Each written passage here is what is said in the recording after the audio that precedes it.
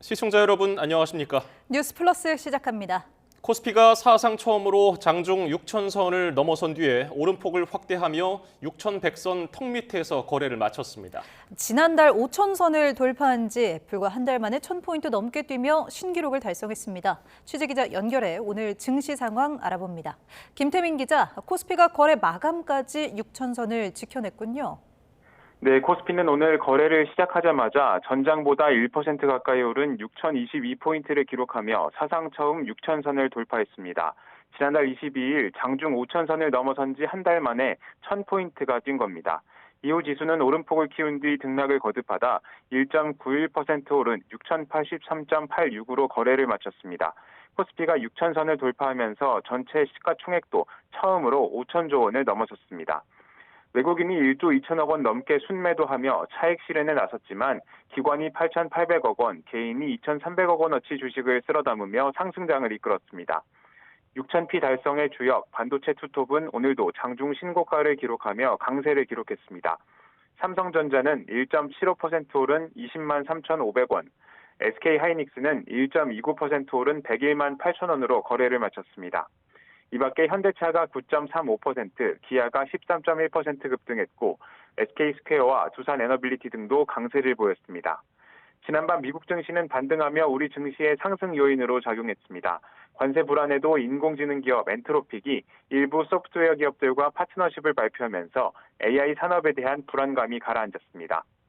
이런 가운데 코스닥 지수는 0.02% 오른 1165.25로 거래를 마치며 소폭 상승에 그쳤습니다. 원달러 환율은 이란 핵 협상 기대 등의 영향으로 오후 3시 반 기준 1,429.4원까지 하락했습니다. 지금까지 경제부에서 YTN 김태민입니다. 사상 처음으로 6천선을 돌파한 코스피. 그러나 상승세가 반도체 종목에 집중된 점은 한계로 지적됩니다. 시장 전망은 7천도 가능하다는 분위기인데요. 대외 상황에 따라 급락 우려도 존재한다고 전문가들은 분석하고 있습니다. 오동건 기자가 짚어봤습니다.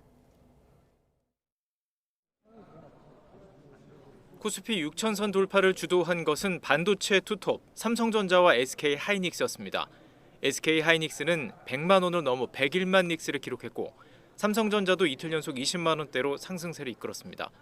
증권가에서는 일단 반도체 업황이 워낙 좋아 상승 여력이 충분하다는 전망입니다.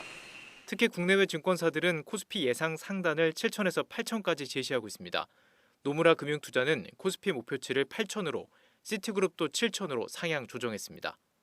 현재 이익 전망치만을 기준으로 봤을 때 코스피가 올라갈 수 있는 한 레벨 정도 한 6,500포인트 정도로 보여지는데 이익 전망치가 추가적으로 상향될 여지가 상당히 반도체 슈퍼사이클이 이어지며 반도체 기업의 이익 증가와 풍부한 유동성이 상승세를 뒷받침할 것이란 분석입니다. 하지만 코스피 시가총액에서 삼성전자와 SK하이닉스 단 두 종목이 차지하는 비중이 3분의 1을 넘어서는 등 쏠림 현상은 부담 요인으로 지적됩니다. 삼성전자, SK하이닉스 빼면요, 코스피 지수가 여전히 4천선에 불과합니다. 대외 불확실성에 따른 급락을 경고하는 목소리도 존재합니다. 이란과 미국 간의 전쟁으로 인한 불확실성 등이 존재하기 때문에 사실 증권사들의 전망만 믿고 무턱대고 투자하는 것은 주의를 기울여야 된다. 왜냐하면 증권사의 전망은 지금 거의 실시간으로 바뀌다시피 하거든요. 네. 단기간 급등한 만큼 조정 가능성이 있다는 지적도 나옵니다. 특히 반도체 비중이 큰 국내 증시는 해외 여건 변화로 반도체 업황이 흔들릴 경우 영향을 크게 받을 수 있습니다. 여기에 개인 투자자들이 레버리지 상품에 몰리면서 투자 위험도 커지고 있다는 분석입니다. 전문가들의 코스피 향방에 대한 전망이 엇갈리는 가운데 반도체 중심의 상승 흐름이 강했던 만큼 다른 업종으로 상승세가 확산될 수 있을지가 주요 변수로 꼽힙니다. YTN 오동건입니다. 국회 본회의에 사법 3법 가운데 이른바 법 왜곡죄 형법 개정안이 상정되자 국민의힘이 무제한 토론을 다시 시작했습니다. 더불어민주당은 당 내에서도 위헌성 논란이 일자 본회의 직전 법안을 수정해 제출했습니다. 취재기자 연결해 내용 알아봅니다. 김다은 기자. 네, 국회입니다. 국회 본회의 상황 자세히 전해주시죠. 네, 법 왜곡죄가 국회 본회의에 상정되자 국민의힘은 오후 4시 50분쯤부터 필리버스터를 시작했습니다. 반대 토론 첫 주자로 나선 조배숙 의원은 이재명 구하기라는 추악한 욕망을 그럴싸한 포장지로 감싼 악법일 뿐이라고 비판했습니다. 법 왜곡죄는 판검사가 법을 왜곡해 적용하면 10년 이하의 징역이나 자격정지에 처하도록 하는 내용의 형법 개정안입니다. 민주당 정청래 대표는 아침까지만 해도 사법부의 위헌성 지적을 시비로 규정하며 법안 추진 의지를 굽히지 않았는데요. 그러나 당내에서도 우려가 제기되자 민주당은 본회의 직전까지 의원총회를 열어 의견을 수렴했습니다. 결국 합리적 범위 내의 재량적 판단은 허용한다라는 예외 규정을 두기로 했고 법 적용도 형사사건에만 한정하는 내용의 수정안을 마련했습니다. 입법을 주도한 법사위 여당 간사 김용민 의원은 법안 수정에 즉각 반발했습니다. 김 의원은 국회에서 기자들과 만나 법사위와 상의 없이 법안 수정을 밀어붙인 당 지도부에 책임을 요구하기도 했습니다. 그런데 민주당이 본회의 직전 법안을 수정한 게 오늘이 처음은 아닙니다. 내란 재판부 설치법과 정보통신망법 개정안 때도 급하게 보완이 이뤄졌는데 땜질식 수정이라는 비판이 일기도 했습니다. 민주당은 필리버스터 24시간이 지난 내일 오후 법 왜곡죄를 통과시킨 뒤 나머지 재판소원법과 대법관 증언법도 차례로 상정해 처리한다는 계획입니다. 국민의힘은 이 법안들 역시 마음에 안 드는 판결을 헌법재판소에 뒤집어 달라고 요청하고 또 구미에 맞는 판사를 대법관으로 두기 위한 악법으로 규정하며 역시 필리버스터를 예고한 상태입니다. 지금까지 국회에서 YTN 김다연입니다. 대법원이 전국의 법원장들을 소집해서 여권이 추진하는 이른바 사법개혁 3법에 대한 대응 방안을 논의하고 있습니다. 박영재 법원 행정처장은 사법제도 개편에 사법부 의견이 반영돼야 한다고 당부했습니다. 취재기자 연결해 알아보겠습니다. 권준수 기자, 법원장 회의 계속 진행 중인 거죠? 네, 오후 2시부터 대법원 청사에서 박영재 법원 행정처장 주재로 전국 법원장 회의가 진행되고 있습니다. 박 처장은 인사말에서 먼저 사법부가 신속하고 공정한 재판을 위해 많은 노력을 기울여 왔음에도 여전히 국민의 기대와 눈높이에 미치지 못한 부분을 성찰해야 한다고 말했습니다. 그러면서도 수기 과정에서 재판을 직접 담당하는 사법부의 의견이 사법개혁을 추진하는 과정에 반영돼야 한다고 강조했는데요. 사법개혁 3법이 국민에게 직접적인 영향을 미치고 법원의 본질적 역할과 기능에 중대한 변화를 가져올 거라고 지적했습니다. 직접 들어보시겠습니다. 헌법 질서와 국민의 권리를 수호하는 법원의 본질적 역할과 기능에 중대한 변화를 가져올 뿐 아니라 법원을 통하여 권리를 구제받으려는 국민들에게도 직접적인 영향을 미칠 수 있는 내용을 담고 있습니다. 오늘 회의는 임시회의로서 법 왜곡죄, 재판소원, 대법관 증언 법안에 대해 논의합니다. 법원장 회의는 대법원을 제외한 각급 법원장과 법원 행정처장, 사법연수원장, 사법정책연구원장 등 최고위 법관이 모이는 자리입니다. 예, 사법개혁에 대해서 법원은 계속해서 공개적으로 반발해왔죠? 그렇습니다. 이미 전국 법원장 회의는 사법개혁에 대해 두 차례 목소리를 낸 바 있습니다. 지난해 12월 열린 정기회의에선 법 왜곡죄 등이 공정한 재판을 받을 권리를 침해해서 위헌성이 크다며 심각한 우려를 표명했습니다. 이에 앞서 지난해 9월엔 임시회의가 열렸는데요. 이 자리에서도 전국 법원장은 사법개혁은 국민과 사회 전반에 미칠 영향을 충분히 고려해 추진돼야 한다며 수기와 공론화를 요구했습니다. 조희대 대법원장은 이번 달에만 두 차례 공개 발언을 했습니다. 재판소원과 대법관 증언 문제는 그 결과가 국민에게 엄청난 피해가 가는 문제라고 지적하며 80년 가까이 이어져온 사법제도의 틀을 근본적으로 바꾸는 중대한 내용이라고 말한 바 있습니다. 지금까지 사회부에서 YTN 권유수입니다. 1억 원 공천 헌금 의혹과 관련해서 강선우 의원과 김경 전 서울시 의원이 다음 주 화요일에 구속 심사를 받을 예정입니다. 13가지 의혹을 받는 무소속 김병기 의원은 내일부터 이틀 동안 경찰 소환 조사를 앞두고 있습니다. 취재기자 연결합니다. 배민혁 기자, 강선우 의원 구속 심사 일정이 나왔죠? 네, 그렇습니다. 체포동의안 가결 이후 일주일 만인 다음 주 화요일 오후 2시 반 서울중앙지방법원에서 정치자금법 위반 혐의를 받는 무소속 강선우 의원의 구속 전 피의자 신문이 진행됩니다. 강 의원에게 금품을 공유한 혐의를 받는 김경전 서울시 의원도 같은 날 오전 서울중앙지법에서 구속심사가 열릴 예정입니다. 강 의원은 지난 2022년 지방선거를 앞두고 김경전 서울시 의원으로부터 공천을 대가로 1억 원을 받은 혐의를 받고 있습니다. 다만 경찰 조사에서 강 의원과 김 전 시의원의 진술이 상반됐던 만큼 구속심사 단계에서도 양측의 치열한 진실 공방이 벌어질 것으로 보입니다. 예, 그런가 하면은 김병기 의원 첫 소환 조사가 임박했죠? 네, 13가지 의혹으로 수사를 받는 무소속 김병기 의원 내일 오전부터 이틀 동안 연달아 소환 조사를 받을 예정입니다. 김 의원은 전 동작구 의원들로부터 정치연금을 수수했다는 의혹과 차남 숭실대 편입 특혜 의혹, 아내 비위 관련 수사무마 청탁 의혹 등을 받고 있습니다. 경찰은 오늘 오전부터 숭실대 편입 특혜 의혹과 관련해 업무방해 등 혐의를 받는 김 의원의 차남 김모 씨를 피의자 신분으로 불러 조사하고 있습니다. 경찰은 어제 차남의 채용 특혜 의혹과 관련해서도 빗썸을 압수수색하기도 했는데 이와 관련해서 오늘 차남을 상대로 조사할 예정입니다.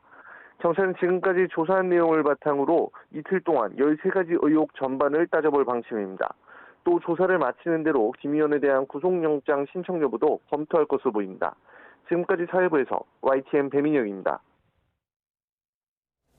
새벽 시간에 만취 상태에서 술집 문을 부수고 무단으로 침입해 술병을 마구 집어던지면서 난동을 부린 20대 미군이 경찰에 체포됐습니다. 경찰은 일단 이 미군을 미헌병에 인계했는데 조만간 다시 불러 조사할 방침입니다. 취재기자 연결해 자세한 내용 들어보겠습니다. 양동훈 기자, 이 범행 당시 모습이 가게 CCTV에 고스란히 담겼다고요? 네, 오늘 새벽 찍힌 CCTV 영상 보시겠습니다. 술집에서 나온 외국인 남성, 주한 미군인데요. 길에 그대로 드러눕고 직원이 일으켜보려 하지만 말을 듣지 않습니다. 직원들이 떠나고 나자 가게 앞에 놓여있던 의자를 집어들고 잇따라 문을 강하게 내리칩니다. 유리문과 창을 부수고 가게 안에 들어간 남성은 카운터 아래에서 술병을 꺼내 던집니다. 양주병을 계속 던져 부수면서 카운터에 놓여있는 기기를 내리쳐 파손하기도 합니다. 가게 안은 물론 주변까지도 아수라장으로 만들었는데 결국 이 난동은 경찰이 출동해 남성을 체포하면서 끝났습니다. 가게 주인은 이 범행으로 양주 100여 병과 가게의 설비 등이 다수 파손돼 피해 규모가 수천만 원에 달한다고 호소하고 있는 것으로 전해졌습니다. 예, 주한미군인 이 남성 수사는 어떻게 진행되고 있습니까? 네, 출동한 경찰이 이 외국인 남성을 현행범 체포한 뒤 신원을 확인한 결과 20대 미군이었던 것으로 파악됐습니다. 경찰은 술집 문을 부수고 무단 침입한 뒤 가게 기물과 술병 등을 파손한 혐의 등으로 이 미군을 입건했습니다. 그런데 당시 미군이 만취 상태라 조사를 제대로 진행할 수 없었던 것으로 전해졌습니다. 주한미군 지휘협정 소파에 따라 살인 등 중대범죄를 제외하고는 기소 전에 신병을 확보할 수 없어 경찰은 일단 해당 미군을 미헌병에 인계한 상태입니다. 조만간 미군 대표 입회하에 미군을 다시 불러 조사할 예정인데요. 공무 중 발생한 범죄가 아닌 만큼 수사와 재판은 우리가 담당하지만 벌금형이 선고될 경우 집행을 강제할 수단이 없어 한계가 있다는 지적도 나옵니다. 지금까지 사회부에서 YTN 양동훈입니다. 이른바 모텔 연쇄 살인 사건의 피의자가 지금까지 확인된 것 외에도 또 다른 남성에게 약이 든 음료를 건넨 정황이 포착됐습니다. 서울 강북경찰서는 피의자인 20대 여성 김모 씨가 지난달 중순 30대 남성 A 씨에게 약물이 든 음료를 건네 의식을 잃게 한 정황을 포착해 입건 전 조사에 착수했습니다. 경찰은 김 씨가 문자나 메신저로 접촉한 남성들을 전수조사하는 과정에서 이 같은 내용을 파악했습니다. A 씨는 당시 김 씨가 준 숙취 해소제를 마신 뒤 한동안 의식을 잃었다 깨어나 119 구조대로부터 응급처치를 받았다고 주장하는 것으로 전해졌습니다. 손님들이 맡긴 귀금속과 현금 등 24억 원어치를 챙겨서 도주한 혐의로 구속된 금은방 업자가 돈다발을 챙겨서 도주할 당시 장면을 YTN이 단독으로 확보했습니다. 잠적 2달 전부터 계좌에서 수억 원을 인출하고 아내에게 실종 신고를 하라며 편지를 남기는 등 사전에 치밀하게 범행을 준비한 걸로 의심되는 정황도 포착됐습니다. 송수연 기자의 단독 보도입니다. 지난 12일 서울 종로구에 있는 한 금은방. 한 남성이 서랍장에 든 5만 원권 돈뭉치 여러 개를 가방에 챙깁니다. 개수기에 돈뭉치를 넣어 액수를 세기도 합니다. 잠시 후엔 매대에 있는 물건을 하나하나 챙기는데 목걸이로 보이는 물품도 빼놓지 않습니다. 금은방의 일부 공간을 빌려 영업하던 40대 A씨가 고객들이 세공을 맡긴 귀금속과 금 구매대금 등을 챙겨 달아나는 장면입니다. A씨는 평소보다 1시간 일찍 직원을 퇴근시킨 뒤 범행을 저질렀습니다. 그냥 저보고 일찍 가라 그랬어요. 그럼 원래 5시 퇴근이에요. 손님 없으니까 가라, 그냥 가라. YTN이 확보한 A씨의 거래계좌 입출금 내역에서는 수개월 전부터 수상한 움직임이 보입니다. 잠적 직전 2달 동안 현금 인출기에서 200여 차례에 걸쳐 한 번에 100만 원씩 모두 2억 원을 인출한 것으로 나타났습니다. 잠적 당일 계좌에 남은 돈은 7만 원뿐이었습니다. 수개월 전부터 범행을 계획한 건 아닌지 의심이 드는 가운데 A씨는 도주 직전 아내에게 퀵서비스로 편지도 보낸 것으로 확인됐습니다. 여기에는 자신을 찾지 말고 실종 신고를 해라, 이혼하자는 내용이 적혀 있었다고 A씨 지인들은 말합니다. 사기 사건이 아니라 실종으로 위장해 도주 시간을 벌려고 한 거 아니냐는 분석이 나옵니다. 성인 실종 사건 같은 경우에 바로 그냥 경찰이 대대적인 수사력을 활용해가지고 수사를 하지 못하는 이제 그런 상황이 되니까 당분간 수사를 갖다 피하기 위한 이런저런 잔머리를 쓴 거지. A씨는 보도 이후 자수한 뒤 구속됐는데 지금까지 경찰에 접수된 피해액은 24억 원이 넘는 것으로 파악됐습니다. 곳곳에서 의심스러운 정황이 포착되는 가운데 경찰은 정확한 동기 등을 확인해 A씨를 검찰로 송치할 계획입니다. YTN 송수연입니다. 트럼프 미 대통령이 집권 2기 첫 국정연설에서 역대 최장인 108분 동안 자신의 치적을 과시했습니다. 연방대법원의 관세 위법 판결에도 대부분의 교역국은 무역 합의를 유지하기를 원한다면서 더 나쁜 합의를 할 수 있다고 압박했습니다. 워싱턴 홍상희 특파원입니다. 민주당 의원들의 침묵과 공화당 의원들의 일방적인 환호 속에 트럼프 대통령이 연방의회 의사당에 들어섭니다. 지금이 미국의 황금기라며 예고했던 대로 자신의 경제 성과를 나열합니다. Our nation is back. Bigger, better, richer, and stronger than ever before. We're going to do better and better and better. This is the golden age of America. 고물가로 여론이 악화했지만 자신이 지난 1년 동안 근원 물가 상승률을 5년여 만에 최저 수준으로 낮춰 물가 문제를 해결했다고 주장했습니다. 놀라운 경제적 반전을 일으킨 주역으로 관세를 치켜세우면서 연방대법원이 유감스러운 판결을 내렸다고 비판했습니다. 하지만 대부분의 교역국은 무역 합의를 유지하길 원한다면서 과거 합의보다 훨씬 더 나쁜 새로운 합의를 할 수도 있다고 압박했습니다. Knowing that the legal power that I as president have to make a new deal could be far worse for them, and therefore they will continue to work along the same successful path that we had negotiated before the Supreme Court's unfortunate involvement. 또 무역법 122조를 근거로 한 글로벌 관세와 무역법 301조, 무역확장법 232조 등 다른 법적 근거를 활용해 관세 수준을 유지할 거라는 계획도 재확인했습니다. 이란과의 핵 협상과 관련해서는 아직 이란으로부터 핵무기를 포기하겠다는 말을 듣지 못했다고 밝혔습니다. 자신은 외교로 문제를 해결하기를 원하지만 이란이 미국 본토를 위협할 미사일을 개발하고 있다며 군사력 사용 가능성도 경고했습니다. 108분 동안의 역대 최장 국정연설에서 트럼프 대통령은 자신의 경제적 성과를 부각하며 유권자 설득에 주력했습니다. 하지만 더 강한 미국을 내세운 트럼프 대통령에 대한 평가가 중간 선거에서 어떻게 나올지는 아직 미지수입니다. 워싱턴에서 YTN 홍상입니다. 트럼프 행정부가 상호 관세 대체를 위해 무역법 301조 조사를 시작한 가운데 우리나라도 조사 대상에 포함될 거라는 전망이 커지고 있습니다. 강경화 주미대사는 국익에 가장 부합하게 대응할 거라며 우호적인 대미 협의를 지원하겠다고 밝혔습니다. 워싱턴 신윤정 특파원이 보도합니다. 미 트럼프 행정부가 중국 등을 상대로 착수한 무역법 301조 조사에 한국도 포함될 거란 전망이 커지고 있습니다. 미 무역대표부가 디지털 상품, 서비스에 대한 한국의 차별 가능성을 지적해온 만큼 포함될 여지가 충분하다는 전망이 워싱턴 외교가에서 이어지고 있습니다. 다만 조사 여부는 아직 결정되지 않았고 조사가 이뤄져도 관세 부과로 이어지는 것도 아닌 만큼 상황을 지켜봐야 할 것으로 보입니다. 트럼프 행정부는 그동안 온라인 플랫폼법 등을 통해 한국이 미국 디지털 기업을 불공정하게 대우한다고 주장해왔는데 이를 빌미로 새 관세를 부과하려 할 가능성이 있는 것으로 해석됩니다. So you can look forward in the coming days and weeks to seeing all of that come out, and we're going to keep continuity in the program. 미국 쿠팡 투자자들이 쿠팡의 개인정보 유출 사건에 대해 한국 정부의 차별을 주장하며 청원한 무역법 301조 조사 개시 여부도 다음 달 초에는 나올 전망입니다. 이런 상황에서 강경화 주미대사는 트럼프 행정부의 후속 조치 동향을 면밀히 관찰해 국익에 가장 부합하는 방향으로 대응하겠다고 밝혔습니다. 그러면서 우호적인 대미 협의 분위기 조성과 관세 환급을 위한 정보 전달 지원에도 나서겠다고 말했습니다. 대미 협의가 우호적 분위기에서 진행될 수 있도록 지원해 나갈 것입니다. 이번 판결문에 명확하게 언급되지 않은 기납부한 상호 관습 환급에 대해서는 우리 기업들에게 정확한 정보가 적시 전달될 수 있도록 강 대사는 또 트럼프 대통령의 3월 말 중국 방문 시 북미 대화 가능성에 대해 모든 가능성을 염두에 두고 동향을 예의주시하고 있다고 밝혔습니다. 강 대사는 핵 추진 잠수함과 원자력 에너지 농축 및 재처리 등 한미 간 안보 분야 합의는 속도감 있게 이행될 수 있도록 적극 지원하겠다고 강조했습니다. 워싱턴에서 YTN 신윤정입니다.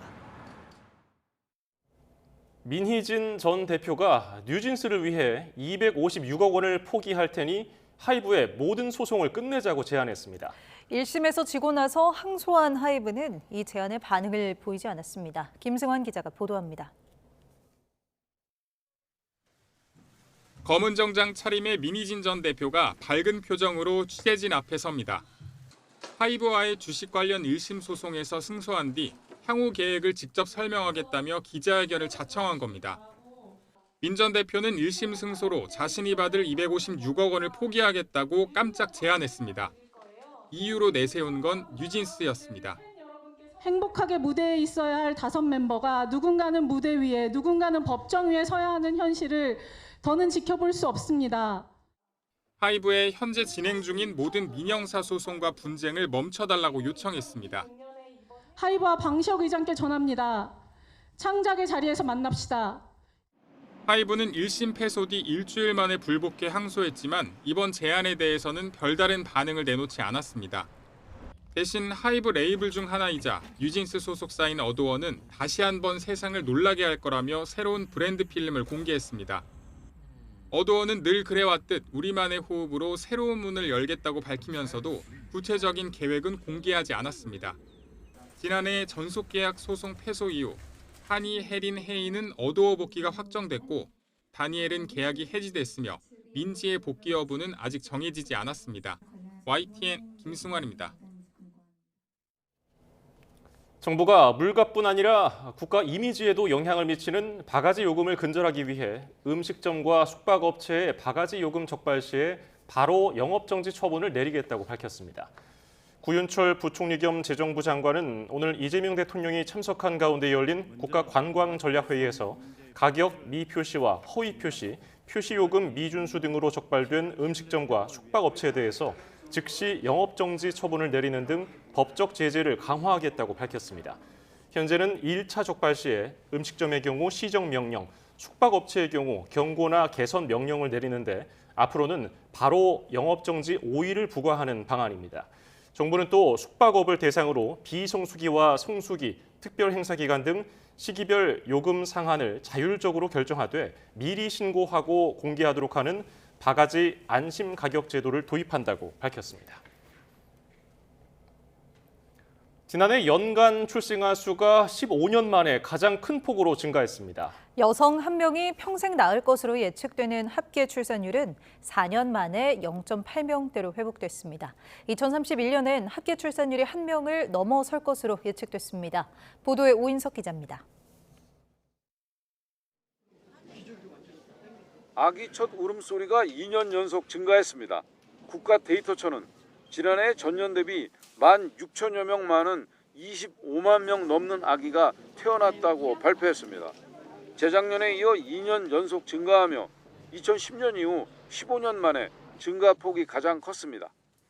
여성 1명이 평생 낳을 것으로 예상되는 평균 출생아 수인 합계 출산율은 지난해 0.80명으로 전년보다 0.05명 증가했습니다.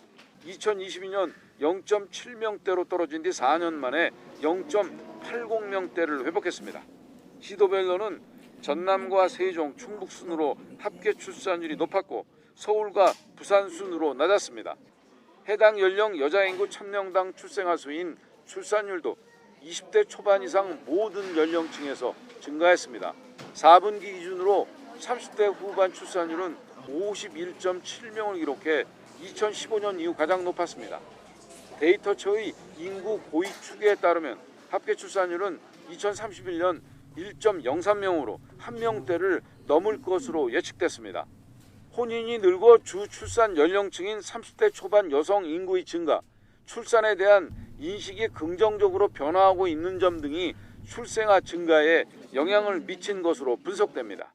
혼인이 굉장히 많이 누적해서 증가하고 있다는 부분이 가장 주요하다고 볼 수 있습니다. 30대 초반 인구가 21년도부터 증가가 시작되었는데요.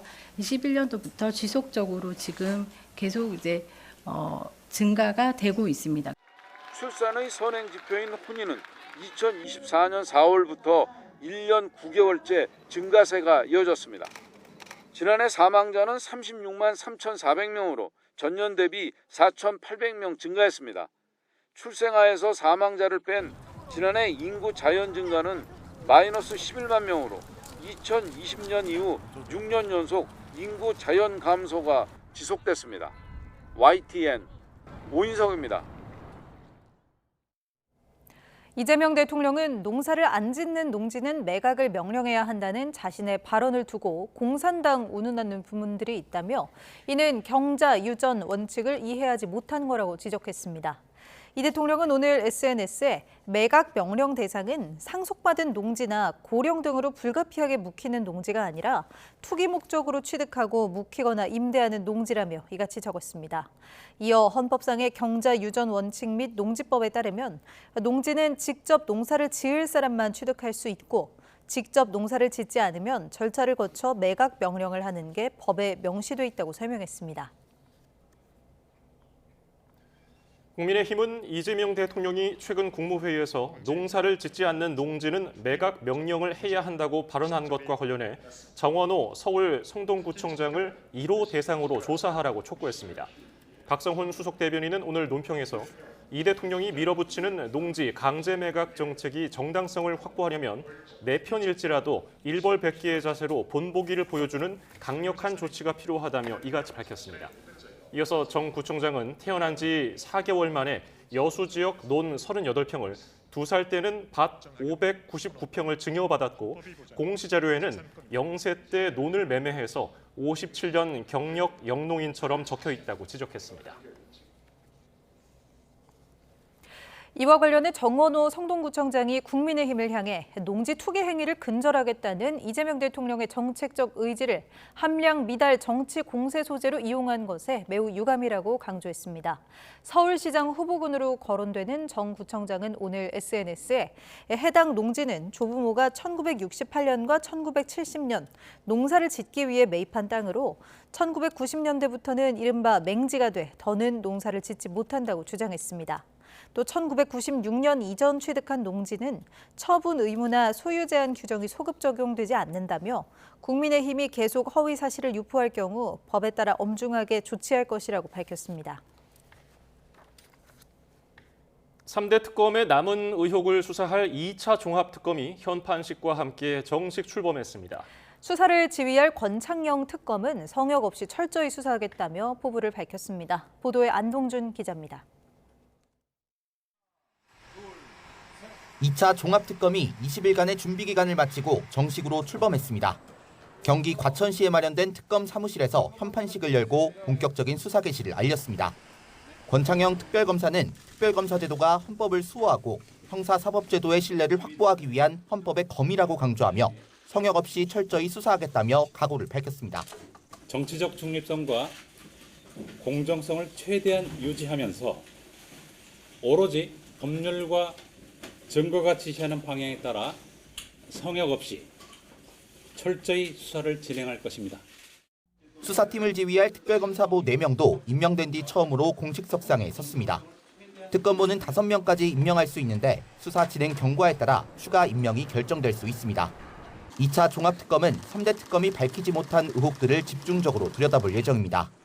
윤석열 전 대통령이 비상계엄 선포를 결심한 시점을 가를 노상원 수첩이 대표적입니다. 수첩에는 국회 봉쇄 등 비상계엄에 대한 계획이 담긴 걸로 의심되는데 이를 입증하는 게 새 특검의 과제입니다. 북한의 도발을 유도하려 한 외환 의혹과 김건희 씨의 국정 개입 의혹 등도 수사 대상입니다. 150일간의 수사를 개시한 특검이 의혹을 말끔하게 해소할 수 있을지 2차 종합특검의 행보에 관심이 쏠립니다. YTN 안동준입니다. 고위공직자범죄수사처의 체포영장 집행을 방해한 혐의 등으로 1심에서 징역 5년을 선고받은 윤석열 전 대통령의 항소심이 오는 3월부터 시작됩니다. 서울고등법원 형사 1부는 윤 전 대통령의 특수공무집행 방해 등 혐의 사건 2심 첫 공판 기일을 다음 달 4일로 지정했습니다. 특수공무집행 방해와 직권남용 등 혐의로 기소된 윤 전 대통령은 지난달 16일 1심에서 징역 5년을 선고받았습니다.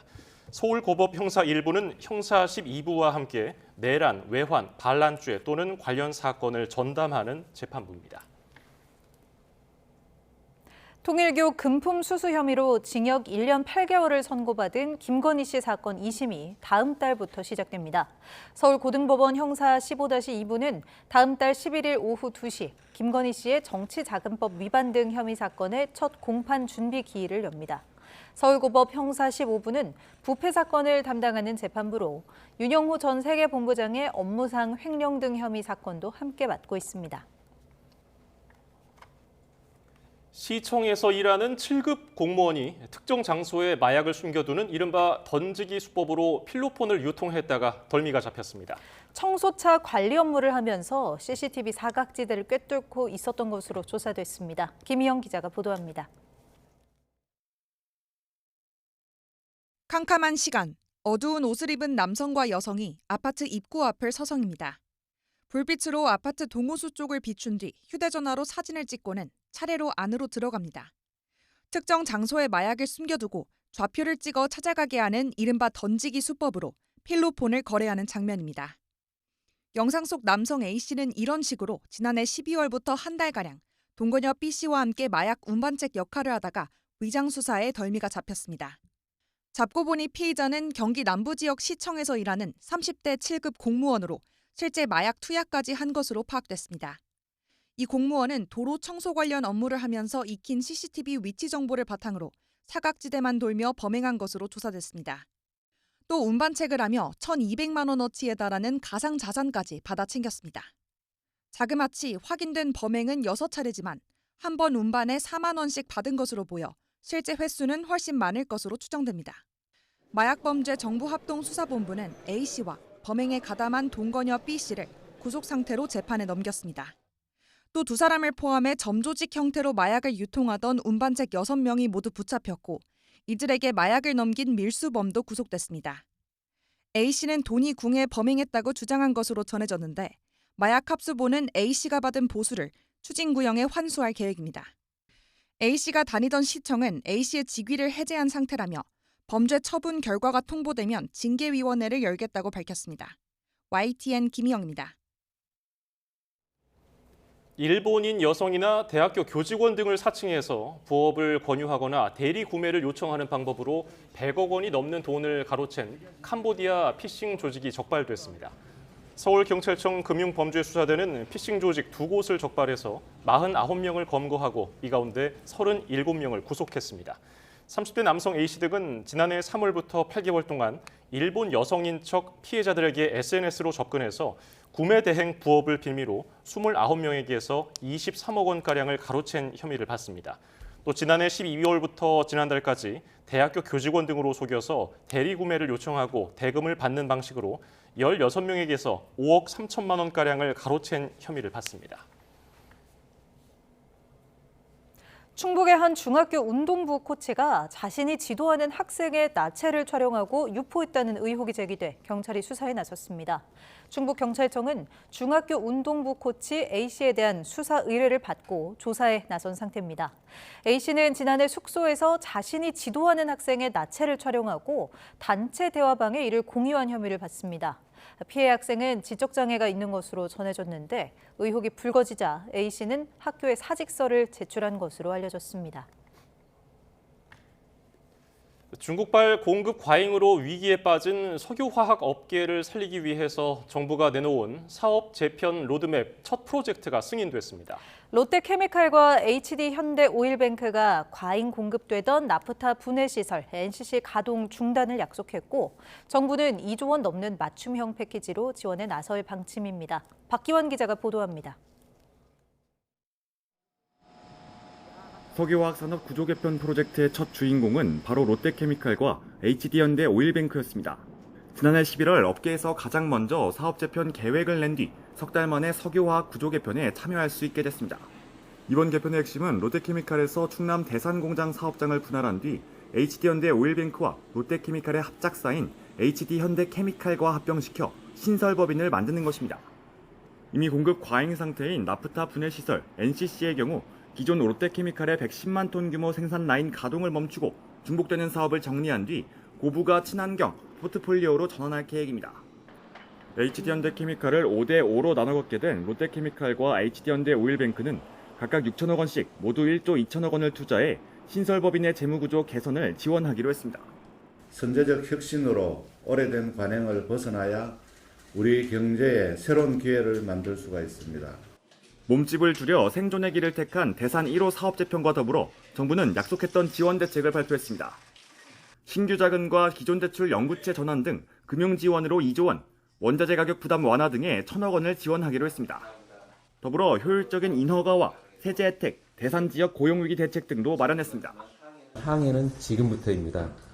앞으로는 승인된 계획이 현장에서 차질 없이 이행되어 실질적인 성과로 이어지도록 더 함께 노력해야 합니다.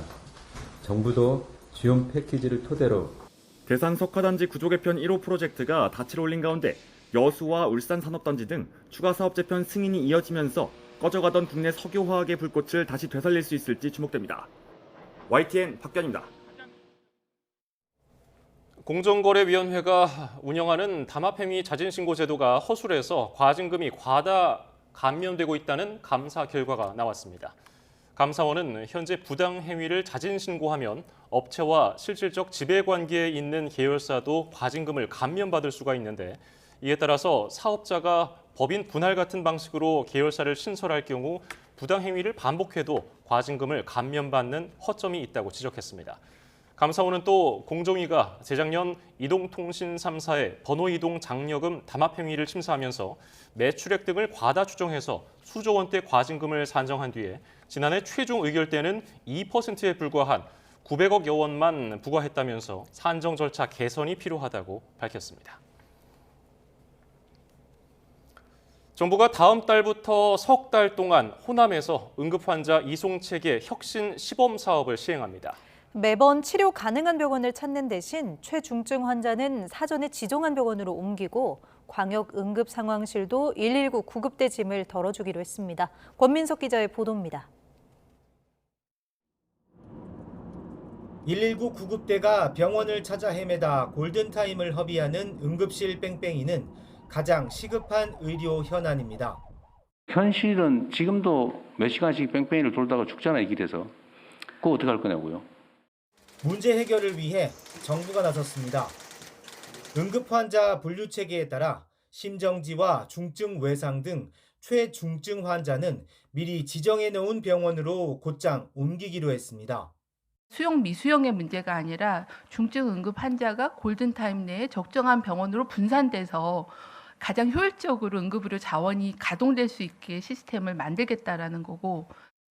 그 외 중증 환자는 광역 응급의료 상황실이 병상과 인력 등을 확인해 치료 가능한 병원을 결정합니다.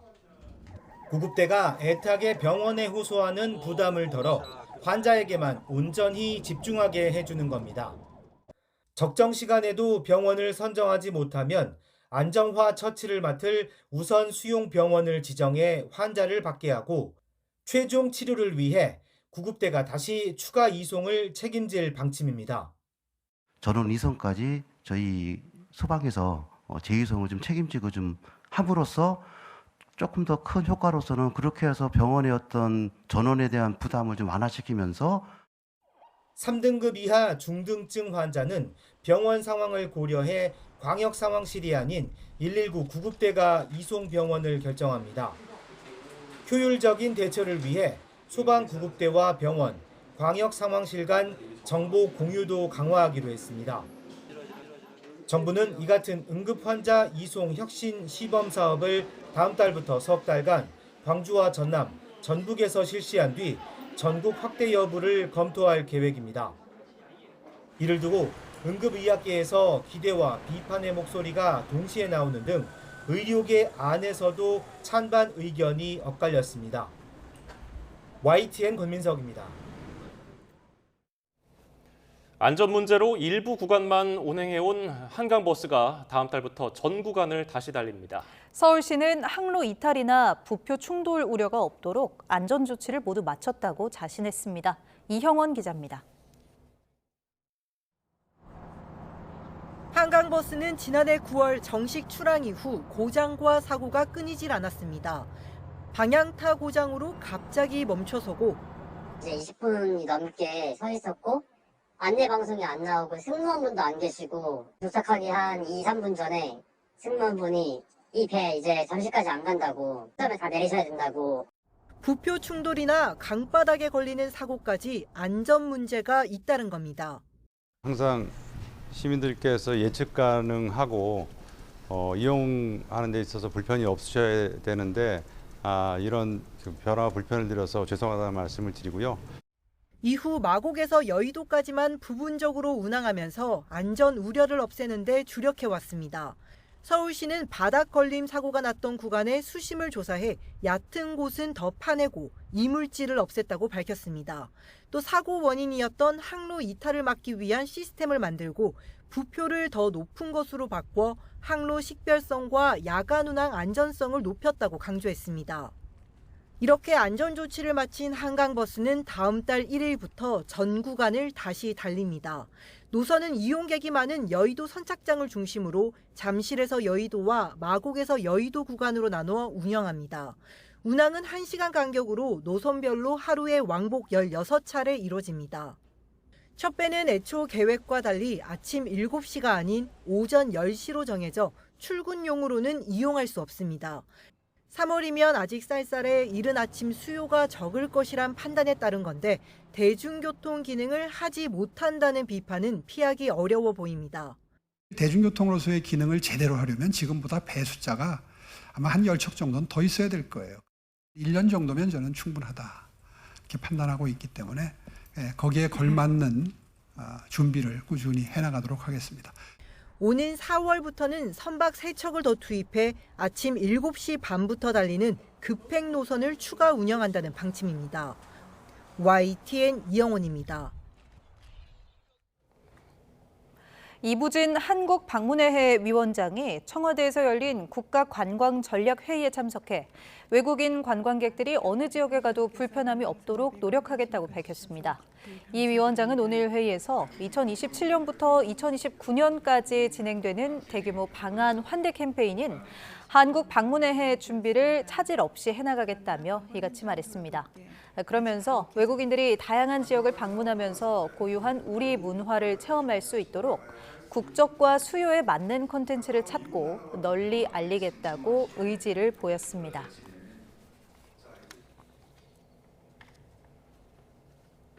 네, 방금 들어온 소식입니다. 검찰발 속보인데요. 이른바 돈봉투 사건 관련해서 민주당 전현직 의원들에 대한 상고를 검찰이 취하했다는 소식이 들어왔습니다. 구체적으로 허종식, 윤관석, 임종성 전 의원에 대한 정당법 위반 상고를 취하한 겁니다.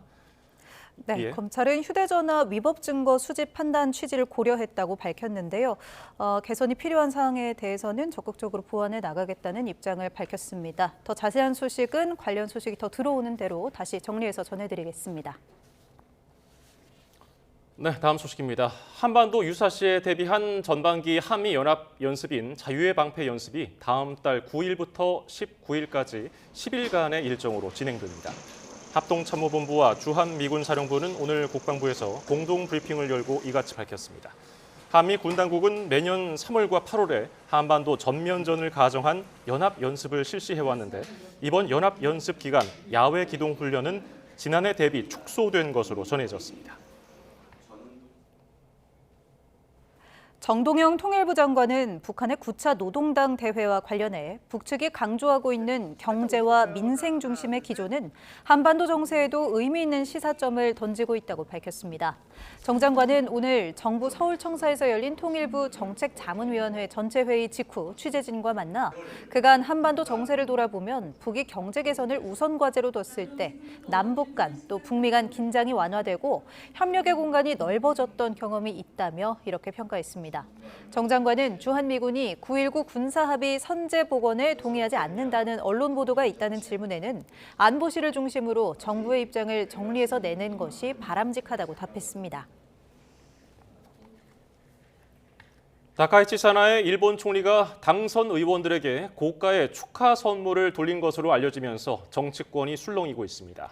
총선 압승 이후 높은 지지를 받는 가운데 취임 후 처음 정치자금 논란에 휩싸이며 파장이 예상됩니다. 도쿄에서 이승배 특파원이 보도합니다. 집권 여당인 자민당이 중의원 선거에서 압승을 거둔 직후 당선자들에게 고가의 선물이 전달됐다는 현지 언론 보도가 나왔습니다. 보낸 사람은 다카이치 사나의 총리. 백화점 카탈로그 기프트를 보냈는데 목록 가운데 원하는 선물을 골라받을 수 있습니다. 금액은 3만 엔, 우리 돈 20만 원가량입니다. 초선뿐 아니라 재선 그리고 원내 복귀한 의원들에게도 전달된 것으로 알려졌습니다.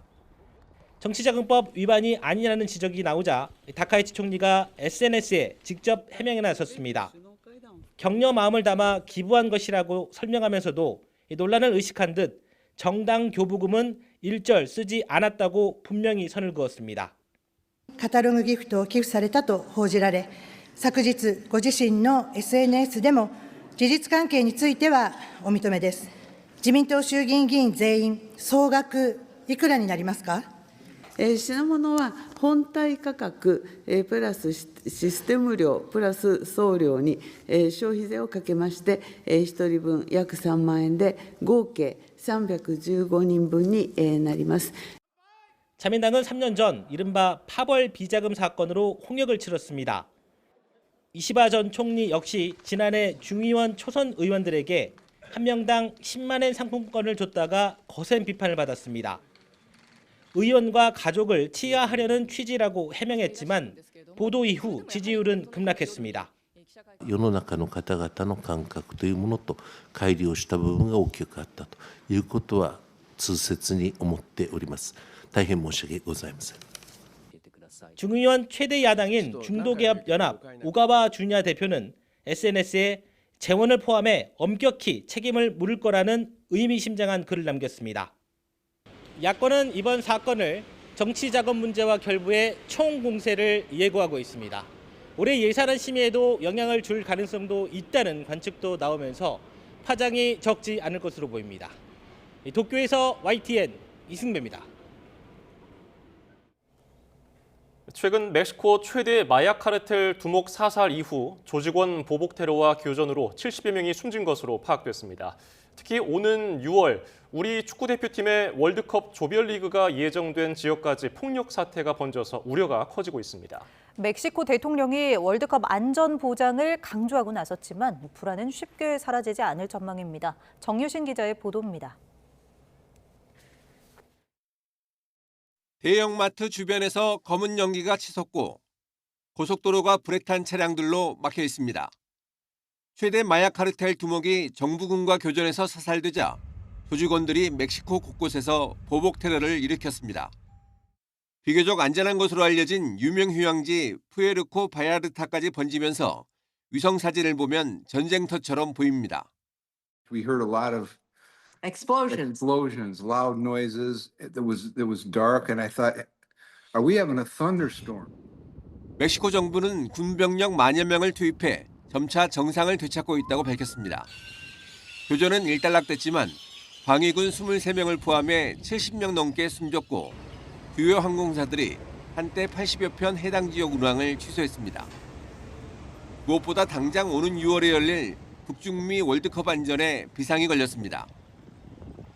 카르텔 근거지 도시에서 2시간 거리에 있는 과달라하라에선 멕시코와 같은 조에 편성된 한국 대표팀이 1, 2차전을 치르고 베이스 캠프도 차려질 예정입니다. 피파는 직접적인 언급을 피하고 있지만 현지 상황을 예의주시하며 당국의 대책 마련을 요구했다고 외신들은 보도했습니다. Yo creo que sí va a afectar porque pues ya se hizo del conocimiento de todo el mundo todo esto. Entonces pues la gente sí se la va a pensar en venir. 월드컵에 대한 불안감이 커지자 쉐인바움 멕시코 대통령이 직접 회견에 나섰습니다. 완전한 안전을 보장하겠다며 방문객에게 아무런 위험이 없을 것이라고 약속했습니다. ¿Qué garantías hay para que se realice el mundial en esta sede? Todas las garantías. Todas las garantías. No hay ningún riesgo para los visitantes. Ninguno. 이번 사태로 멕시코 여성 축구 리그가 연기되는 등 4경기가 차질을 빚었고 여자 테니스 경기도 중 총소리로 파행을 겪은 것으로 알려져 안전 문제가 이번 월드컵의 최우선 과제가 될 전망입니다. YTN 정신입니다. 인구 5만 4천의 노르웨이 작은 도시에 있는 보드에 글림트가 세계 강호를 연달아 꺾고 유럽 챔피언스리그 16강에 진출했습니다. 창단한 지 109년 만의 돌풍인데요. 이대건 기자가 전합니다. 인터밀란을 1차전에서 꺾은 보드에 글림트는 2차전에서도 거침이 없었습니다. 전반을 득점 없이 마무리했지만 후반 2골을 잇따라 넣으며 승기를 잡았습니다. 이후 한 골만 내주고 결국 유럽 챔피언스리그 16강에 진출합니다. 1916년 창단 이후 109년 만입니다. 인구 5만 4천 명, 노르웨이 작은 도시의 기적입니다. 이번 대회에선 확실한 축구 강호 사냥꾼으로 떠올랐습니다. 리그 페이지 6차전에서 도르트문트를, 7차전에서 맨체스터 시티를 꺾었고 8차전에선 아틀레티코 마드리드를 누르고 플레이오프에 진출했습니다. 이번엔 한 해 매출이 16배나 많은 이탈리아 축구 명문 인터밀란을 꺾고 또 다른 강호와 8강 진출을 다툽니다. First of all, I think it's an amazing evening for the club, for the players, for the town, and also for Norwegian football. 또 다른 노르웨이 출신 골잡이도 팀을 16강으로 안내했습니다. 아틀레티코 마드리드 공격수 쉐를로트는 벨기에 브리에를 상대로 해트트릭을 작성하며 4대1 대승을 이끌었습니다. 프리미어리그 뉴캐슬과 분데스리가 레버쿠젠도 나란히 16강 진출에 성공했습니다. YTN 이더훈입니다. 겨울에서 봄으로 계절이 넘어가고 있습니다. 내일도 기온이 크게 올라 봄처럼 온화하겠는데요. 우선 서울 아침 기온이 1도로 아침 공기도 조금 더 부드러워지겠고 한낮에는 서울 14도, 광주 14도, 대구 15도까지 오르는 등 예년보다 3도에서 6도가량 높은 수준을 보이겠습니다.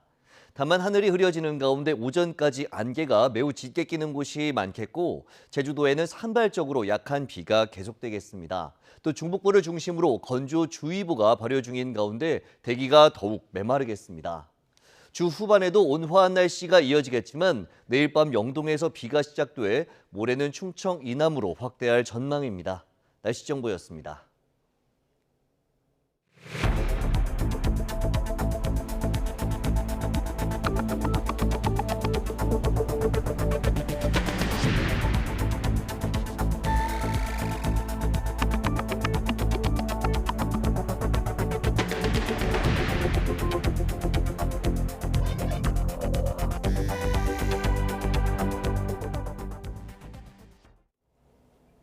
코스피가 사상 처음으로 6천선을 돌파하며 6천시대를 열었습니다. 지난달 5천선 고지를 밟은 지 한 달 만에 1000포인트 뛰어오르며 기록적인 상승률을 보여줬습니다. 손효정 기자입니다. 하나, 둘, 셋, 눌러주세요. 코스피가 역대 처음으로 6천선을 넘어섰습니다.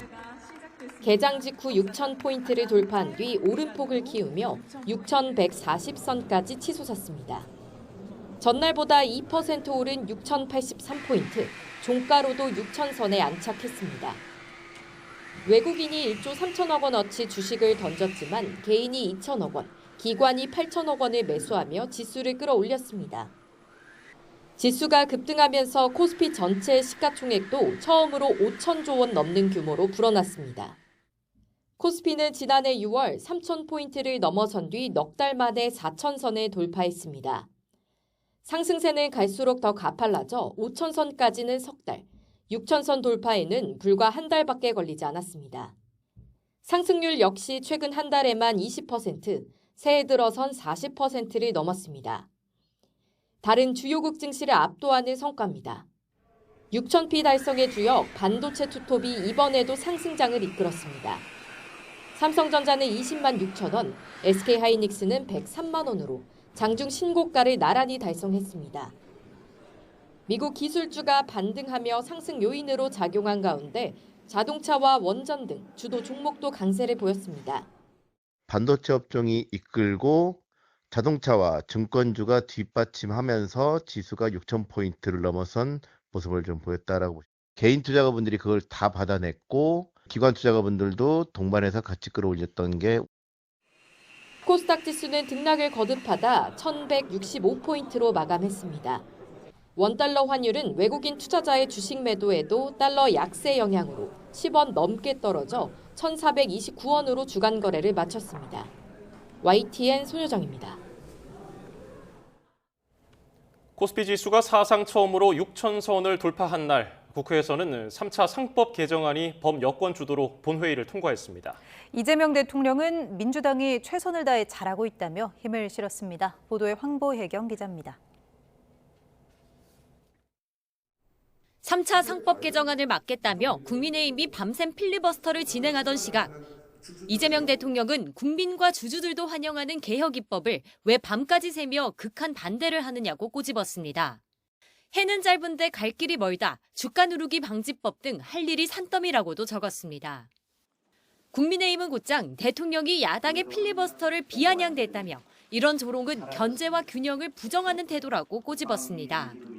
자사주 소각을 만병통치약처럼 포장하고 있지만 기업을 징벌적으로 규제하기보다는 스스로 주주와 이익을 공유하도록 유도해야 한단 말도 덧붙였습니다. 여야는 24시간 꼬박 상법 개정안 찬반을 두고 입씨름을 벌였습니다. 회사 돈을 지배권 방어 수단으로 활용하는 잘못된 가능을 구조적으로 차단하겠다는. 어느 국가도 자사주 소각을 강행 규정으로 의무화하고 있지는 않습니다. 코스피가 사상 첫 6,000선을 돌파하며 장을 마감한 직후 상법 개정안은 범여권 주도로 물 흐르듯 가결됐습니다. 이사의 주주 충실 의무 규정을 담은 1차 상법과 집중투표제 의무화 등을 골자로 한 2차 상법에 이어 자사주 소각 의무화를 핵심으로 한 세 번째 개정안입니다. 민주당의 입법 드라이브에 청와대도 흡족한 표정입니다. 이 대통령은 여당발 이슈에 대통령이 뒷전이 됐다는 기사를 SNS에 공유하며 자신이 뒷전이 된 일도 그렇게 느낀 적도 없다면서 민주당은 국민이 맡긴 일을 최선을 다해 잘하고 있다고 힘을 실었습니다. 이 대통령의 메시지는 이른바 친명과 친청, 계파 갈등 상황에서 나와 눈길을 끌었습니다. 당 내부는 물론 당청 엇박자 논란까지 불식시키려는 의도란 해석도 나옵니다. YTN 황보혜경입니다. 네, 방금 들어온 소식입니다. 내란 특별검사팀이 윤석열 전 대통령의 내란 우두머리 혐의 1심 선고에 불복해서 법원에 항소장을 제출했습니다. 내란 특검은 오늘 서울중앙지방법원에 윤 전 대통령 등 내란 혐의 피고인 8명의 1심 선고와 관련해서 항소장을 제출했다고 밝혔습니다. 특검은 피고인 모두 사실관계 오인과 양형 부당을 사유로 항소장을 제출한 걸로 파악됐습니다.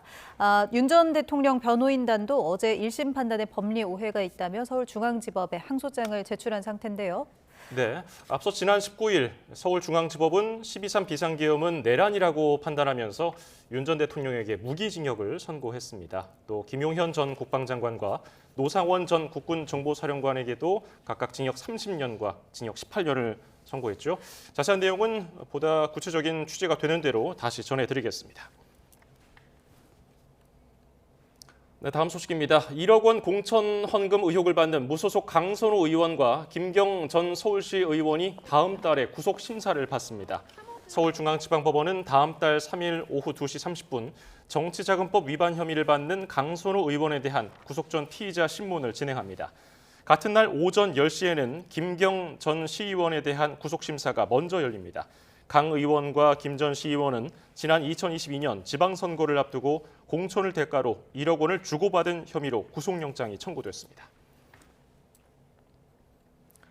김병기 의원을 둘러싼 각종 의혹을 전담 수사하는 서울경찰청이 내일 김 의원을 처음으로 불러 조사합니다.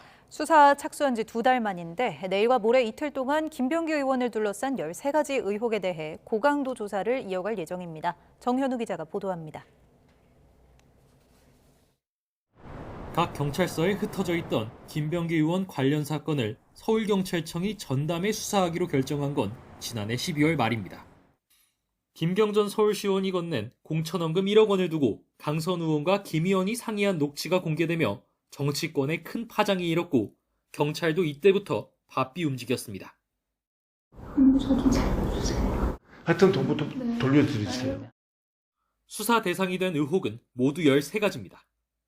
경찰은 먼저 김 의원의 아내가 지난 2020년 전직 동작구 의원들로부터 정치연금 3천만 원을 받았다가 돌려줬는지를 집중 조사했습니다. 공천원금 받은 거 인정하세요? 김병기 의원도 알고 있었나요? 동작구 의원 2명 말고도 다 받은 거 있으실까요? 김병기 의원의 가족을 둘러싼 의혹도 여럿입니다. 경찰은 일단 김 의원 아내가 과거 동작구 의회 부의장의 법인카드를 사적으로 사용했다는 의혹을 조사하기 위해 구의회 등을 압수수색했습니다. 또 해당 사건 수사 무마를 위해 김 의원이 동작경찰서에 청탁을 넣었다는 논란도 제기돼 경찰이 경찰에 압수수색을 당하기도 했습니다. 또 김 의원이 차남의 충실대 편입에 개입하고 합격 조건을 맞추기 위해 중소기업에 취업한 것처럼 꾸몄다는 의혹도 조사 대상에 포함됐습니다. 대학 편입이나 취업 특혜로 인정하십니까? 숭실대 입학도 아버지가 도와주셨습니다. 여기에 더해 자신과 갈등을 빚던 전직 보좌진이 쿠팡에 취직하자 김 의원이 회사 측의 인사불이익을 요구했다는 논란도 제기된 상황입니다. 경찰은 기본적인 사건 내용 파악을 위해 그간 주변 인물 소환부터 진행했다는 입장이지만 정작 김 의원은 한 번도 소환하지 않아 수사 준비를 위한 시간만 벌어줬다는 비판도 나옵니다. 이런 싸늘한 여론을 안고 수사 착수 2달 만에 진행하는 소환 조사를 통해 경찰이 김병기 의원의 혐의를 입증할 수 있을지 관심입니다. YTN 정현우입니다. 농사를 안 짓는 농지에 대해서는 매각을 명령해야 한다는 이재명 대통령의 발언이 정치권 공방으로 확산하고 있습니다. 상속과 고령 등 불가피한 경우는 해당하지 않는다는 설명에도 가시돋친 설전이 펼쳐지고 있습니다. 강진원 기자의 보도입니다. 이재명 대통령은 농지 투기를 겨눈 자신의 언급을 둘러싼 파장이 커지자 오해 차단에 나섰습니다. 매각 명령 대상을 구체적으로 한정했습니다. 부모로부터 상속받은 농지나 농사를 짓다 나이가 들어 불가피하게 묵히는 땅은 해당하지 않는다고 선을 그었습니다. 영농계획서를 내고 농지를 사고선 정작 농사는 짓지 않는 이른바 투기 목적으로 매입한 땅만 대상으로 한다는 의미입니다. 땅 사가지고 제대로 안 쓰고 있을 경우는 매각 명령 대상인 것 같은데 어디 매각 명령 대상도 있는데 매각 명령 하는 사례가 없다고 그러더라고요. 직접 농사 짓는 사람만 농지를 취득할 수 있다는 헌법 조문을 강조하며 일각의 정치 공세에도 정면 대응했습니다. 경자유전 원칙을 이해하지 못하고 공산당 운운하는 사람이 있다며 지주의 땅을 강제 취득해 농민에게 분배한 사람은 이승만 전 대통령이라고 강조했습니다. 이 전 대통령이 보수 진영에서 평가받는 인물이라는 걸 겨냥한 거로 보이는데 국민의힘은 지방선거로 공격 포인트를 옮겨 맞불을 놨습니다. 특히 여당의 유력한 서울시장 후보 중 한 명으로 꼽히는 정원호 서울 성동구청장을 정조준했습니다. 정원호 구청장은 공시 자료에는 0세 때 논을 매매한 57년 경력의 영농인인 것처럼 기입돼 있습니다. 정 구청장은 위법이 아닌데도 국민의힘이 함량 미달에 정치 공세를 하고 있다고 반박했고 한 식구인 민주당도 힘을 보탰습니다. 정원호 구청장 조부모님이 매입하여 손주 명의로 등록한 소규모 토지로 부모님이 농사를 지었지만 농기계도 들어가지 못하는 맹지로 이 대통령이 불집힌 농지 투기 이슈에 정치권이 참전한 건 그만큼 부동산 문제가 민심에 큰 영향을 미친다는 걸 방증하고 있다는 분석입니다. YTN 강준원입니다.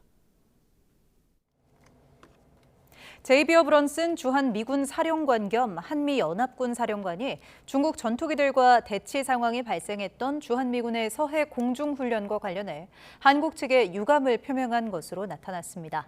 주한미군은 입장문을 통해 브런슨 사령관이 안규백 국방부 장관과 직접 통화해 국방부와 합참 의장이 제때 보고받지 못한 데 대해 유감을 표명했다고 밝혔습니다. 주한미군은 지난 18일과 19일 오산기지에서 F-16 전투기들을 서해상으로 출격시키는 대규모 훈련을 벌였는데 당시 중국 전투기들이 대응해 출격하면서 한때 서해상에서 미중 전투기가 대치하는 상황이 벌어졌습니다. 네, 조금 전에 들어온 소식 전해드립니다. 전국 법원장 회의가 약 5시간 만에 끝났다는 소식이 들어왔습니다. 오늘 오후 2시부터 대법원 청사에서 박영재 법원 행정처장 주재로 전국 법원장 회의가 진행됐는데요. 이 자리에서는 사법개혁 3법 대응 방안을 논의한 것으로 전해졌습니다. 네, 회의는 조금 전인 오후 6시 45분쯤에 종료된 것으로 조금 전 전해졌는데요. 구체적인 회의 내용은 저희가 들어오는 대로 또 정리해서 전달해 드리도록 하겠습니다. 네, 다음 소식 전해드립니다. 더불어민주당이 추진하는 사법개혁 3법 가운데 하나인 형법 개정안, 이른바 법 왜곡죄가 국회 본회의에 상정됐습니다.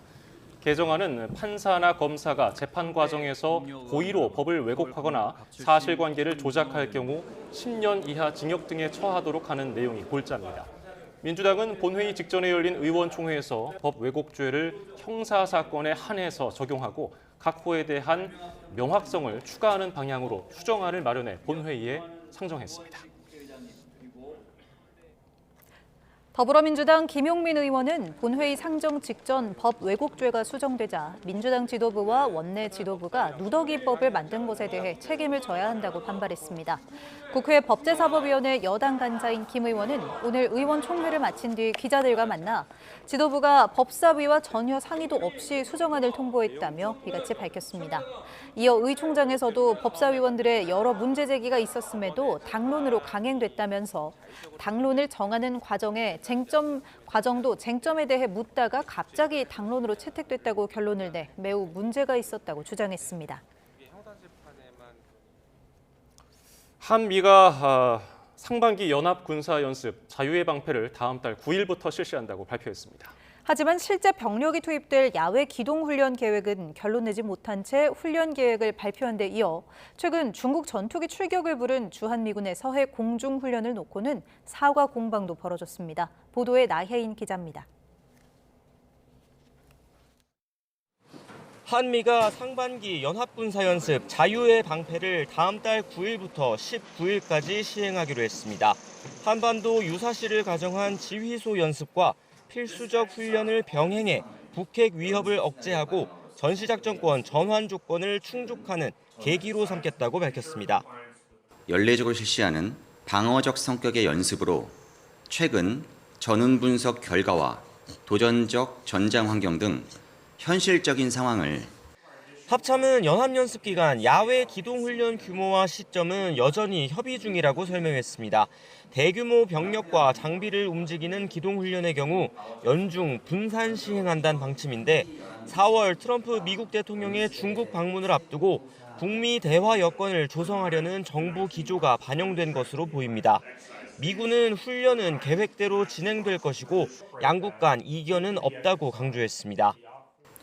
Complex combined exercises often require additional coordination looking at the scale and sequencing of these events. 하지만 최근 국방부와 주한미군 사이엔 잇따라 불협화음이 감지되고 있습니다.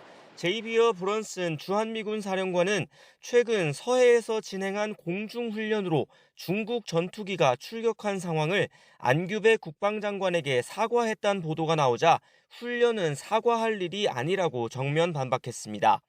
또 진영승 합참의장과 통화에선 정부가 추진하는 9.19 남북군사합의 일부 복원에 우려를 표시한 것으로 전해졌습니다. 국방부는 미군 사령관의 말을 일일이 평가하는 건 적절하지 않다며 한미 동맹은 굳건한 연합 방위 태세를 유지하고 있다고 반응했습니다. 반면 브런슨 사령관은 선택적인 정보 공개는 한미가 공유하는 안보 목표 달성에 도움이 안 된다며 비공개 논의 내용이 알려진 데 불만을 드러냈습니다. YTN9입니다. 강북 모텔 연쇄 살인 사건과 관련해서 추가 피해 정황이 나와 경찰이 내사에 착수했습니다. 한 남성이 이 사건의 피의자에게 건넨 음료를 마시고 의식을 잃었다고 진술했는데 또 다른 범행이 확인될 수 있을지 주목됩니다. 양동훈 기자가 집중 취재했습니다. 약물이 든 음료로 남성 2명을 살해하고 1명을 다치게 한 혐의로 구속 송치된 20대 여성 김모 씨가 추가 범행을 저지른 정황이 나왔습니다. 또 다른 남성 1명이 김 씨가 준 음료를 마치고 실신했다고 진술한 것으로 전해졌습니다. 전 남자친구를 다치게 한 지난해 12월 14일 최초 범행과 지난달 28일 첫 살인 사이로 추정됩니다. 경찰은 김 씨가 SNS 등을 이용해 접촉했던 인물들을 대상으로 전수조사에 착수했는데 이 남성도 범행을 당했다면 피해자는 모두 4명이 됩니다. 경찰은 특히 이번 연쇄살인이 2년 만에 발생했다는 점에서 범행 동기와 추가 피해자가 있는지 밝히는 데 총력을 다하고 있습니다. 강북 모텔 살인 사건에 앞서 지난 2023년부터 2024년 사이 경기 북부에서 다방 주인을 잇따라 살해한 이영복, 지난 2022년 동거녀와 택시기사를 살해한 이기영 등이 최근 연쇄살인 사건으로 꼽힙니다. 2000년대 중후반까지만 해도 유영철, 정남규, 강호순 등이 악명을 떨쳤지만 연쇄살인범의 등장은 크게 줄었습니다. 수사 기법이 발달하면서 첫 범행 직후 검거되는 경우가 대부분이기 때문입니다. 문제는 연쇄살인의 경우 범행 동기가 뚜렷하지 않다는 건데 이번 사건 역시 왜 이런 끔찍한 짓을 저질렀는지 확인되지 않았습니다. 납득하기가 어려운 일련의 과정을 보여주잖아요. 연달아서 이 음료를 계속 남성들에게 먹이고 돌아다녔다는 것 자체가 합리적이라는 생각이 안 들죠. 심리 분석을 통해 사이코패스로 판명되면 김 씨는 양형에서 분리할 수 있고 위치 추적 전자장치 부착이나 치료 감호 처분 등을 받을 수 있습니다. 반사회적인 성향이 보인다라고 한다면 재범 위험성도 상당히 높아진다고 볼 수 있어서 심신 상실을 인정할 만한 정신병력이 아닌 이상은 불리하게 적용할 거예요. 김 씨의 사이코패스 검사 결과는 이르면 이달 중으로 나올 예정인데 정확한 동기나 추가 범행이 확인될 수 있을지 관심입니다. YTN 양동훈입니다. 경기 평택경찰서는 새벽 시간에 술집에 무단 침입해서 물건을 부수며 난동을 피운 혐의로 20대 미군 A씨를 체포했습니다. A씨는 오늘 새벽 3시 20분쯤 평택에 있는 미군 기지 근처 술집에 무단으로 들어가서 물건을 파손하며 난동을 피운 혐의를 받습니다. YTN이 확보한 당시 CCTV 영상에는 A씨가 의자를 휘둘러서 문을 부수고 들어간 뒤에 진열된 컵과 술병을 집어던지는 모습이 담겼습니다. 경찰은 A씨의 신원을 확인해서 미군 헌병대에 인계했고 조만간 출석 날짜를 조율해서 조사할 예정입니다. 전국 법원장 회의 조금 전에 끝났다는 소식 전해드렸는데요. 거기서 내용이 추가돼서 보도를 해드리겠습니다. 법 왜곡죄, 심각한 부작용을 우려한다는 내용을 발표했습니다. 고소와 고발이 남발될 우려가 있고 기본권 보장을 역행할 것이라는 내용이 또 있고요. 재판 소원 도입에 대해서는 국민 피해를 우려하고 있다며 폭넓은 논의가 필요하다. 그러니까 전반적으로 사법개혁 3법에 대해서 우려하는 입장을 표명한 것으로 전해졌고요. 보다 자세한 소식은 이어지는 뉴스에서 전해드리겠습니다. 인천 서부경찰서는 공항철도 전동차 안에서 여성 승객을 불법 촬영한 혐의를 받는 30대 남성 A씨를 붙잡아 조사하고 있습니다. A씨는 어젯밤 9시 50분쯤 인천 검암동에 있는 공항철도 검암역을 지나는 전동차 안에서 자신의 휴대전화로 여성 승객의 신체 부위를 몰래 촬영한 혐의를 받고 있습니다. 당시 검암역에서 교대를 위해 CCTV를 살피고 있던 기관사가 A씨의 수상한 행동을 포착해서 관제실에 알렸고 이후 현장에 투입된 영무원이 A씨를 붙잡은 것으로 파악됐습니다. 더불어민주당이 당 차원에서 이재명 대통령의 공소 취소를 요구하는 특별위원회를 설치하기로 했습니다. 계파 갈등 논란이 일었던 공소 취소 모임을 흡수해서 확대 개편한 건데 잡음은 계속되는 분위기입니다. 윤홍성 기자입니다. 민주당 현역 의원 무려 105명이 이름을 올린 이재명 대통령 공소 취소 모임이 출범식 이틀 만에 사실상 당 공식 기구가 됐습니다. 기존의 정치검찰 조작기소 대응 특위를 확대 개편하는 형태로 한병도 원내대표가 위원장을 맡습니다. 많은 의원님들께서 공소 취소 모임의 이름으로 당의 기구로 이 부분을 만들어달라. 대통령 공소 취소 모임이라는 다소 노골적인 이름도 윤석열 정권에서 조작 기소된 사건은 공소 취소하고 국정조사까지 추진하자는 30글자 넘는 이름으로 간판을 바꿨습니다. 추진위는 그래서 대장동 사건 등 이 대통령 혐의뿐 아니라 서해 공무원 피격 사건 등 문재인 정부를 겨냥한 의혹까지 전선을 넓혀 국정조사와 특검을 추진하겠다는 계획입니다. 추진위가 구성된 건 계파 갈등 불극이라는 분석이 나옵니다.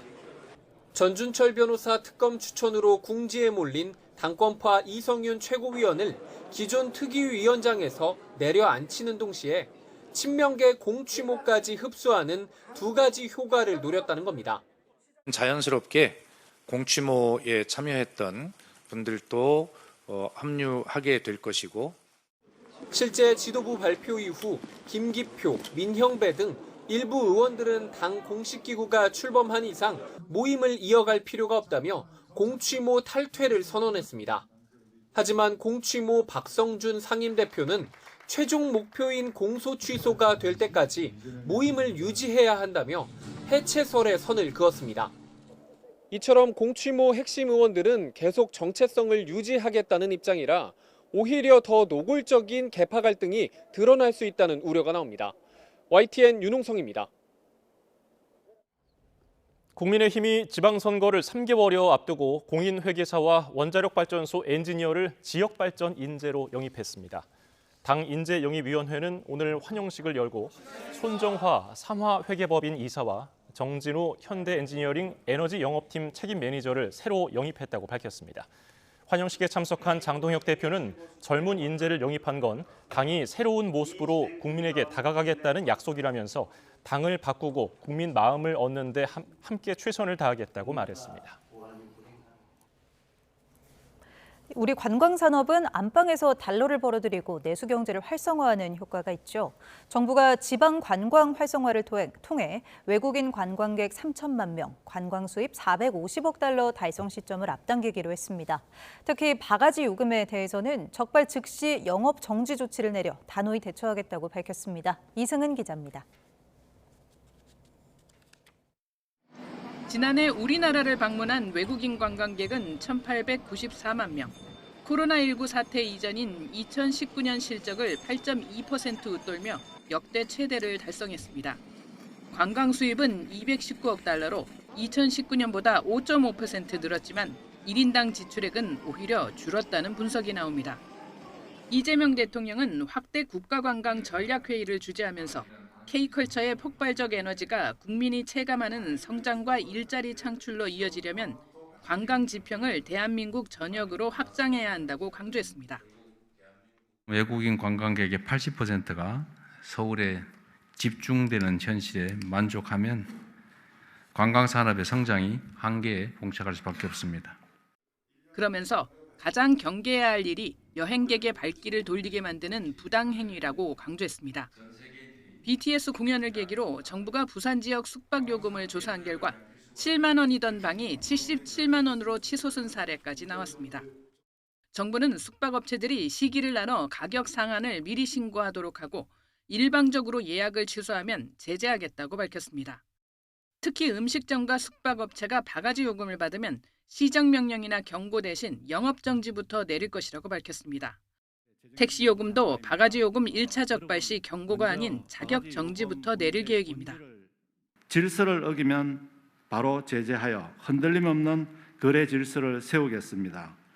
정부는 지방관광 활성화를 위해 지방공항으로 직항하는 국제선을 확대하고 밤 10시 문을 닫는 크루즈 터미널을 24시간 개방합니다. 인도네시아 3인 이상 단체 관광객에게 무비자를 시범적으로 시행하는 등 출입국 제도도 더 개방합니다. 진정한 친절은 밝은 미소에 더하여 필요한 것이 무엇인지, 불편한 것은 무엇인지 먼저 살피어 편안함을 드리는 것이라고 생각합니다. 예를 들어 관광객들이 어느 지역에 가시더라도 결제, 교통, 관광정보 등의 불편함이 없으시도록 정부는 외국인 관광객 3천만 명 달성 시점을 2029년으로 당초 목표보다 1년 앞당기고 올해 목표도 2,300만 명으로 지난해 대비 21.4% 높였습니다. YTN 이승은입니다. 해외여행과 직구 증가세에 국내 거주자의 카드 해외 사용액이 사상 최대치를 기록했습니다. 한국은행에 따르면 지난해 국내 거주자가 해외에서 쓴 신용카드와 체크카드 금액은 2024년보다 5.5% 증가한 229억 1천만 달러, 약 33조 원으로 집계됐습니다. 한은은 해외여행 수요가 늘어나고 온라인 쇼핑 해외 직구와 앱스토어, 구독 결제 등이 확대됐기 때문이라고 설명했습니다. 오늘부터 KTX는 수서역에서, SRT는 서울역에서 출발하는 시범 교차 운행이 시작됐습니다. 이원화된 고속철도 운영 체계를 통합하기 위한 첫걸음으로 속도전에 나서는 모습인데요. 통합 운영의 효율성을 꼼꼼하게 따져봐야 할 것으로 보입니다. 최도희 기자가 보도합니다.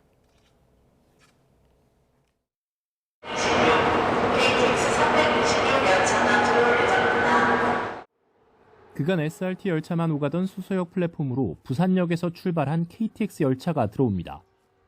KTX SRT 시범 교차 운행이 시작됐습니다. KTX는 수서역에서 부산역을, SRT는 서울역에서 부산역을 매일 한 번씩 왕복 운행합니다. 정부가 올해 말을 목표로 추진하고 있는 코레일과 SR 완전 통합의 실질적인 출발점이기도 합니다. 서울역이 아닌 수서역에 KTX를 세우니 감회가 새롭습니다. 교차 운행 첫 기장으로서 자부심을 느끼고 있습니다. 승객들은 반깁니다. KTX가 수서역으로 오는 거가 있어가지고 타고 왔는데 신기하고 좋았고요. 평소에는 없었는데 자주 이렇게 기차가 있었으면 좋을 것 같아요. 교차 운행 기간 수서발 KTX 운임은 기존 SRT와 동일하게 운영되고 서울발 SRT는 기존 KTX보다 평균 10% 낮은 운임이 적용됩니다. 국토부는 수서역의 경우 SRT보다 좌석 수가 2배 이상인 KTX를 투입해 수서역 이용객의 좌석 선택폭이 넓어질 것으로 내다봤습니다. 다만 기관 통합을 전제로 한 교차 운행인 만큼 한계가 뚜렷하다는 지적도 있습니다. 단순한 좌석 증가 효과는 큰 의미가 없죠. 중요한 거는 얼마나 소비자들이 원하는 시간에 좌석이 증가가 됐느냐를 검증한 다음에 통합을 해도 늦지 않죠. 근데 왜 이렇게 서두르는지는. 경쟁 체제가 해소된 이후엔 독점에 따른 요금 인상 압력이 생길 가능성도 있습니다. 국토부와 코레일 SR은 시범 운행 결과를 토대로 차량 운용 효율을 높인다는 방침인데 속도전 못지않게 철저한 검증도 필요해 보입니다. YTN 최두입니다.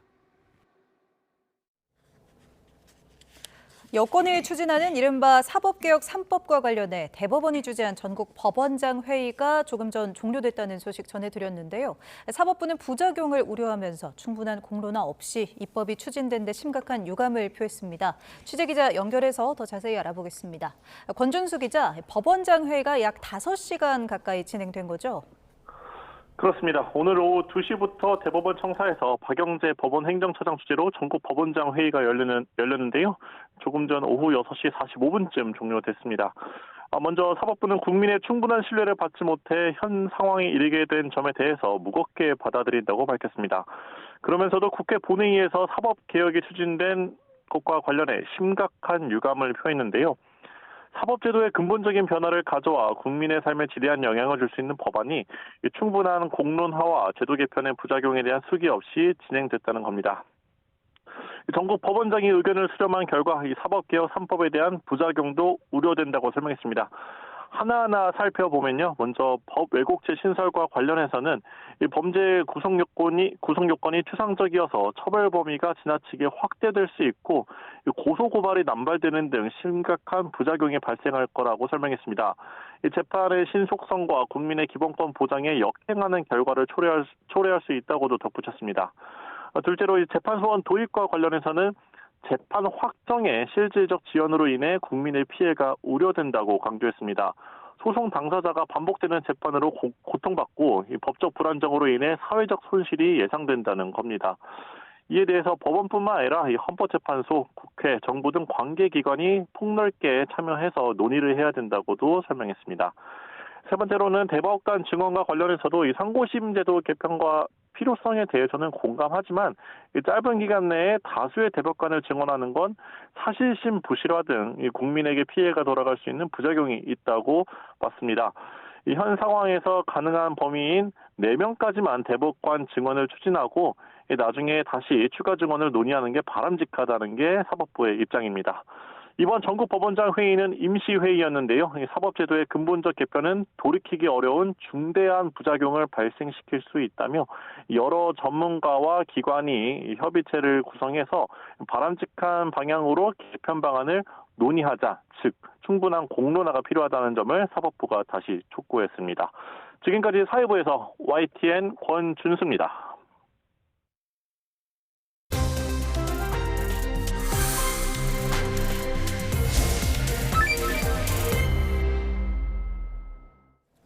트럼프 미국 대통령이 집권 2기 첫 국정연설에서 관세 정책을 더 강화하겠다는 입장을 밝혔습니다. 이 같은 강경 발언에도 불구하고 오늘 코스피는 역사상 처음으로 6,000선을 돌파했는데요. 관련해서 김대호 글로벌 이코노믹 연구소 소장과 함께 내용 살펴보도록 하겠습니다. 어서 오십시오. 네, 반갑습니다. 앞서 말씀드린 대로 트럼프 대통령 집권 2기 첫 번째 국정연설을 했는데요. 관세 관련 발언도 있었습니다. 듣고 오시겠습니다. Knowing that the legal power that I, as president, have to make a new deal could be far worse for them, and therefore they will continue to work along the same successful path that we had negotiated before the Supreme Court's unfortunate involvement. 네.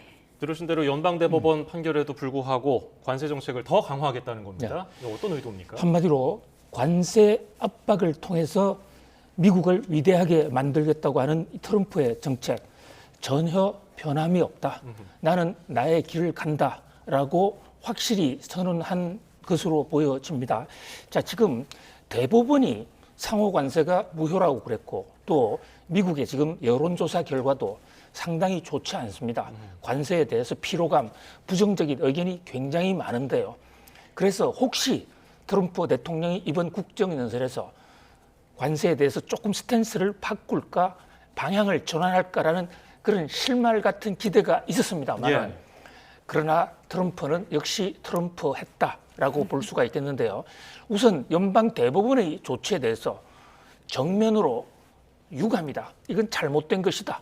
불행한 결정이다. 네. 그렇게 얘기하는가 하면 또 만약에 이 미국 대법원의 결정에 편성을 해서 그동안에 합의해놓은 것을 깨는 나라에 대해서는 더 센, 더 강도 높은 규제책을 발동할 것이다. 얼음장이라고 할까요? 경고라고 할까요? 적어도 말로는 훨씬 더 센 관세 폭탄을 때릴 수 있다라는 것을 경고했다. 이런 점에서 세계가 상당히 긴장을 하고 있습니다. 관세뿐만이 아니라 그동안의 각종 이민 정책이나 인플레 정책 이런 것도 전혀 변함없다. 여론이 어떻거나 간에 일단 트럼프는 트럼프의 마이웨이를 가겠다라고 확실히 선언했다. 이렇게 평가할 수 있겠습니다. 네, 관련해서 미국 행정부가 훨씬 더 강력한 카드 중에 하나죠. 무역법 301조 적용과 관련해서 브라질과 중국에 대한 조사는 개시했고요. 특히 아시아 국가 중에서는 이제 우리나라에 대해서도 칼끝을 좀 겨눠서 조사 대상에 포함될 거다. 이런 전망도 좀 커지는 상황입니다. 그렇습니다. 이 상호 관세가 IEEPA법이라는 비상사태법에 근거한 상호 관세는 전면 무효다. 이래서 트럼프 한풀 꺾였는데요. 바로 여기에 대해서 무역법 122조를 가지고 글로벌 관세라는 것, 전 세계를 상대로 글로벌 관세를 지금 때렸고 또 높이고 있습니다. 그런데 이 글로벌 관세라는 게 무역법 122조에 따른 이 관세가 시한부입니다. 150일 이상 하려면 반드시 의회 동의가 있어야 되는데 현재 의회 동의 받기 어렵고요. 또 이 122조에 근거한 관세 폭탄도 위헌 소지, 위법 소지가 굉장히 많습니다. 따라서 122조는 문자 그대로 잠시 일과성, 현재의 위기를 덮기 위한 하나의 임기응변에 불과하고요. 트럼프 대통령이 실제로 속으로 생각하고 있는 것은 통상법 301조, 수퍼 301조, 무역확장법 232조 이 세 가지 법이거든요. 이 세 가지 법을 잘 활용하면 더 세게도 쓸 수가 있습니다. 근데 지금 앵커님 잘 지적해 주신 대로 우선 가장 손쉽게 그 세 가지 중에서 손쉽게 발동할 수 있는 게 무역법 301조고 네. 이 무역법 301조는 다만 과거에 IEEPA법과 다른 것은 조사를 해서 피해 여부가 입증이 돼야 됩니다. 그래서 조사를 들어가는 착수하는 것 자체가 하나의 이제 탄핵 절차 또는 제재 절차로 들어간다고 볼 수가 있는데요. 그래서 어느 나라를 조사하느냐가 중요한데 일단 브라질과 중국은 조사 대상이다라고 공식 엄명을 했고요. 우리나라도 지금 포함될 가능성이 상당히 높다 이렇게 보여집니다.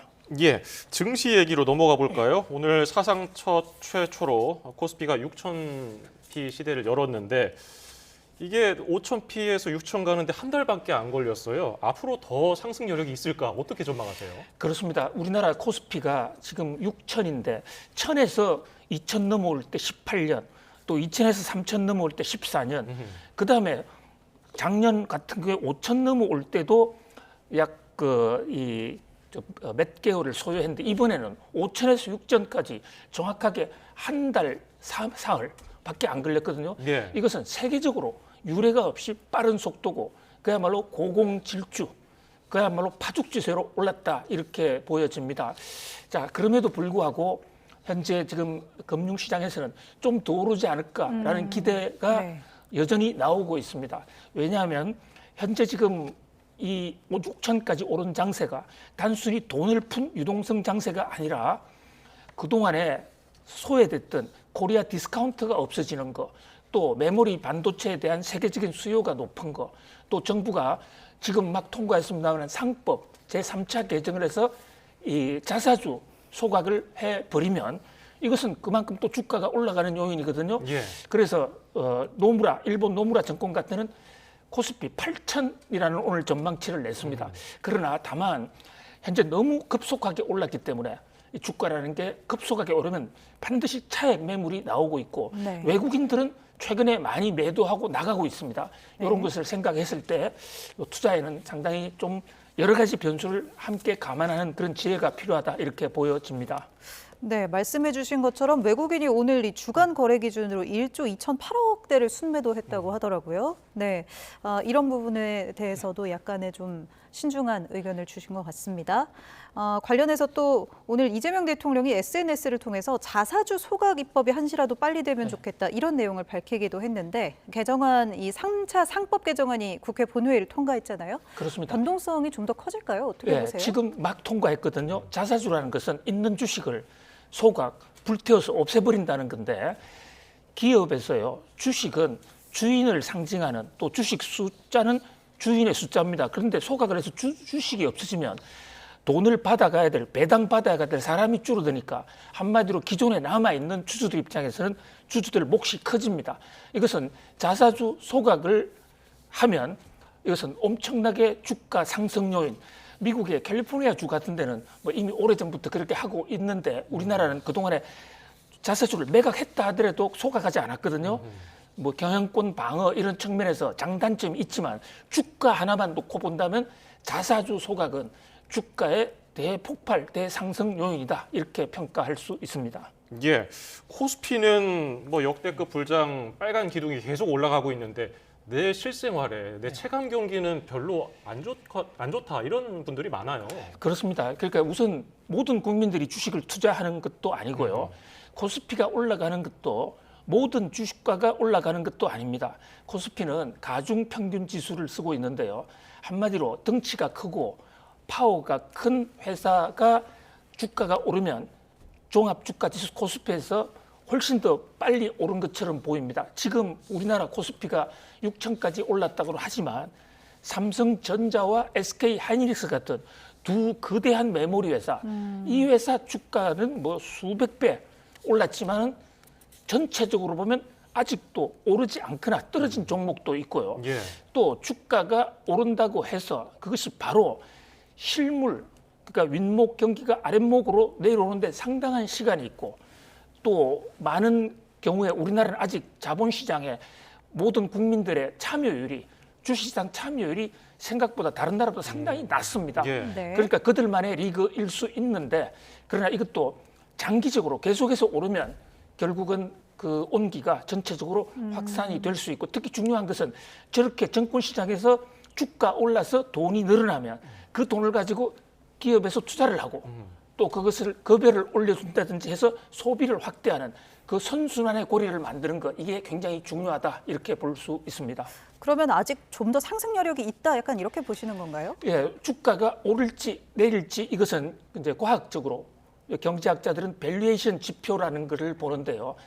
밸류에이션이 PER 지수도 있고 PBR, ROE 여러 가지 지수가 있습니다만, 한마디로 현재의 주가가, 현재 기업이 수익을 내는 거와의 상관관계, 요게 PER 지수로 해서 요게 높으면, 이게 지금 너무 높으니까 이제 주가가 더 오르기 어렵다 이렇게 볼 수가 있는데, 요게 주가는 높아졌지만 만약에 기업이 더 물건을 많이 팔아서 이득을 내면 그 분모에 있는 수익이 높아지면, 주가 오른 것보다도 수익이 더 높아지면 이 PER 지수는 오히려 낮아지거든요. 그래서 결국은 앞으로 주가가 얼마나 더 오르느냐는 문제는 기업이 물건 팔아서 얼마나 많은 이익을 내느냐, 이익을 주가 오른 것보다도 더 높이 낸다면 코스피는 훨씬 더 오를 수가 있다. 그러나 현재 지금 그 산업이 반도체라든지 몇 개 산업으로 제한되어 있기 때문에 그 전체적으로 체감을 못하고 있는 그런 문제도 있고, 또 반도체의 경우에도 언제 이 반도체가 경기 변동이 굉장히 민감하거든요. 언제 꺼지거나 언제 오를지 역사적으로 보면 단기간에 변동폭이 굉장히 큽니다. 따라서 지금 주가 오르는 거를 보고 한국 경제가 완전히 살아났다라고 속단하면 그것도 큰 오산이다 이렇게 볼 수 있습니다. 예, 오늘 도움 말씀은 여기서 줄이죠. 김대호 글로벌 이코노믹 연구소 소장이었습니다. 고맙습니다. 감사합니다.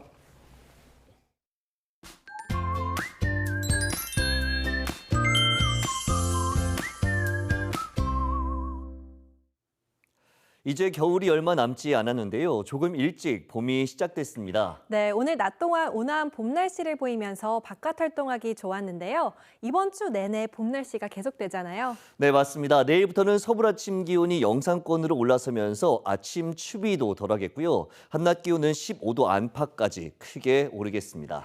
다만 기온이 크게 오르는 만큼 일교차도 크게 벌어지기 때문에 건강관리를 잘 해주셔야겠습니다. 이럴 때 봄동을 먹으면 감기 예방은 물론 혈압관리와 장 건강에도 도움을 줄 수 있습니다. 맞습니다. 봄동은 겉잎이 짙은 녹색을 띠고 윤기가 나면서 하얀 줄기가 짧고 묵직한 것이 더 신선하고요. 속이 노랗고 밑동이 단단한 것이 품질이 더 좋으니까요. 봄동을 구매하신다면 참고해 주시기 바랍니다. 내일은 오전까지 안개가 매우 짙게 끼는 곳이 많겠고, 이후로는 구름량이 늘면서 점차 하늘이 흐려지겠습니다. 또 제주도에만 5mm 안팎의 비가 이어지면서 내륙 지역은 건조한 날씨가 계속되겠는데요. 특히 중북부 곳곳에는 건조주의보도 내려져 있어서 화재 사고를 조심하셔야겠습니다. 주 후반에도 온화하겠지만 일교차가 크게 나겠고, 내일 밤 영동을 시작으로 모레는 충청 이남에도 비가 조금 내릴 전망입니다. 날씨 캔버스의 김수연, 이혜민이었습니다. 뉴스 플러스 마칩니다. 시청해주신 여러분 고맙습니다.